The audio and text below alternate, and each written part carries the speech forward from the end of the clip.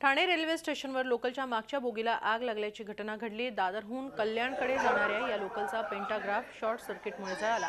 या आगीची झळ शेवटच्या बोगीला बसली आणि त्या बोगीनेही पेट घेतला। ही आग तातडीने विझवण्यात यश आलं, त्यामुळे अनर्थ टळला। मात्र काही काळ मध्य रेल्वेची वाहतूक विस्कळीत झाली होती। तसंच ठाणे रेल्वे स्टेशनवर मोठी गर्दीही जमली होती। या लोकलला नंतर कारशेडमध्ये रवाना करण्यात आलं। गाडी तिकडने येताच गाडीचा हॉर्न वाजत होता आणि गाडीच्या वर पाहिलं तर गाडीला आग लागली होती। त्यानंतर रेलवे स्टाफ लगेच येऊन त्यांनी आग विझवण्याचा प्रयत्न केला। कुर्ला से लगेज के अंदर जो पीछे जो बैठे हुए थे लगेज डब्बे में, तो लोग चिल्ला रहे थे कि गाड़ी में आग लगी है, ऊपर आग लगी है।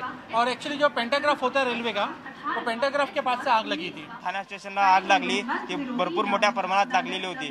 पण घटनास्थळी रेल्वे प्रशासन घटनास्थळी टाइमवरती नाही आले त्यांचे फक्त 1-2 एम्प्लॉई, आणि ते पण म्हणजे असं निष्क्रियपणे, जिकडे आरपीएफ लोक होते तेवढे म्हणजे सक्रिय नव्हते। झी 24 तास रहा एक पाऊल पुढे।